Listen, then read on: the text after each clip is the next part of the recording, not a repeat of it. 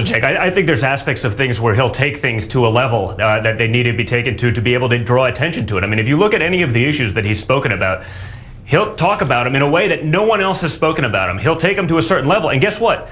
An issue that was taboo or no one wanted to touch, all of a sudden, people are actually talking about it. So it's not that it's an act, but sometimes he does have to talk about things in a certain way to be able to draw the requisite attention that topic actually needs.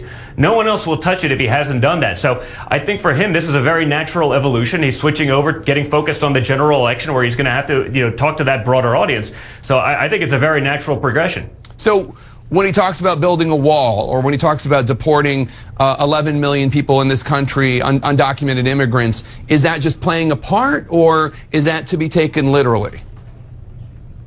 No, I think that's to be taken literally. I mean, he's been, he's the only person that's been talking about that.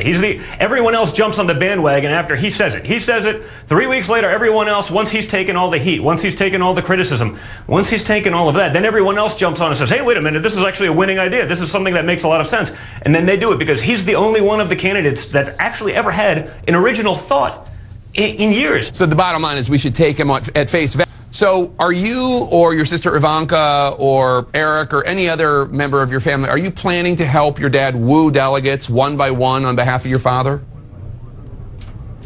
I think we'll do some of that. I think that's natural. But, I think his biggest thing is wanting to change the process. The fact that the average voter doesn't even know that their vote may not matter, or that, their vote matters, but if you don't talk about the delegates, my father could do more wooing than anyone. He just doesn't want to play the game that way. He doesn't think that's right for the country. Why should a couple people who are establishment elitists get to go on beautiful vacations? I mean, he could send his private plane and take them down to Durrell. They could play golf for a week, and then we win their delegate.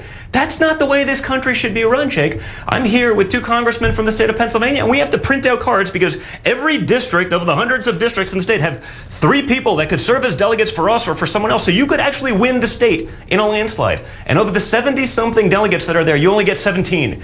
The other 50 and change, they're up for grabs for whoever bribes them. I mean, this isn't America. This isn't a country. I mean, this is the way it's been. And some of these systems, I understand, they made sense 200 years ago when everyone lived on a farm in the middle of nowhere. But I have the Library of Congress in my iPhone. I have all the information I could possibly need. Most people still have cable television and certainly access to news. They know what's going on. They don't need this archaic system. But the establishment, and the guys like Ted Cruz, they love this system because they don't actually have to appeal to the voters. They don't have to care what the voters say. They just have to go grab these umpteen people who've been party loyalists and do whatever the party says. And that's the problem in Washington. That's what creates the stalemate. So and let me finish. Yeah. Because the one thing I'll say is I know guys that have been involved in the political process in this state and other states for a long time, and they had no idea.